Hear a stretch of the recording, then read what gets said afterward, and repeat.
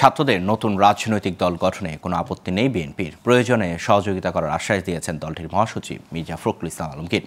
বিকেলেও রাজধানীর উত্তরায় এক অনুষ্ঠানে তিনি আশ্বাস দেন। এ সময় তিনি অভিযোগ করেন, ফ্যাসিবাদী আওয়ামীরা বিভিন্ন দলে ঢোকার চেষ্টা করছে, তবে বিএনপিতে সে সুযোগ হবে না বলেও জানিয়ে দেন বিএনপির মহাসচিব। বিস্তারিত আওলাদ বাবলুর প্রতিবেদনে।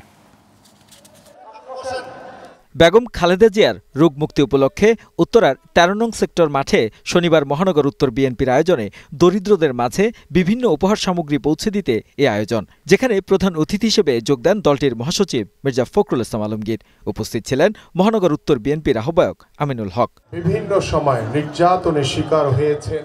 এ সময় বিএনপি মহাসচিব বলেন, ছাত্ররা নতুন রাজনৈতিক দল করতে চাইলে তাদের অভিনন্দন জানাবে বিএনপি, তবে সরকারে থেকে এমন চিন্তা সফল করতে চাইলে দেশবাসী মেনে নেবে না। ছাত্ররা রাজনীতি করবে, আসবে, তারা নতুন দল গঠন করবে, আমরা তাদেরকে স্বাগত জানাবো।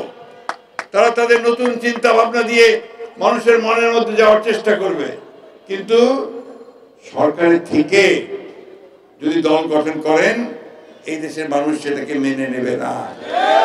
নেবে কে? তার অভিযোগ, দিশেহারা আওয়ামী পেতাত্তারা এখনো বিভিন্ন রাজনৈতিক দলে ঢোকার চেষ্টা করছে। তাদের কোথাও ঠাঁই না দেওয়ার আহ্বান জানিয়ে মির্জা ফখরুল বলেন, বিএনপিতে কোনো আশ্রয় হবে না আওয়ামী লীগের। আসুন আমরা ঐক্যবদ্ধ থাকি। আমাদের ঐক্যকে ভাঙার চেষ্টা করা হচ্ছে, সেটা যেন কেউ ভাঙতে না পারে।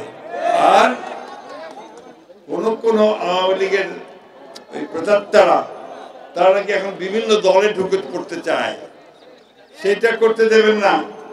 আমাদের দলে যেন কোনো আওয়ামী লীগের পেতাত্তা না ঢুকতে পারে, সেটা আপনারা নিশ্চিত করবেন। জাতীয় ঐক্য ভাঙার নানান ষড়যন্ত্র চলমান, তাই যে কোনো মূল্যে সবাইকে ঐক্যবদ্ধ থাকার আহ্বানও জানান বিএনপির মহাসচিব। আওলাদ বাবলু, গ্লোবাল টেলিভিশন, ঢাকা।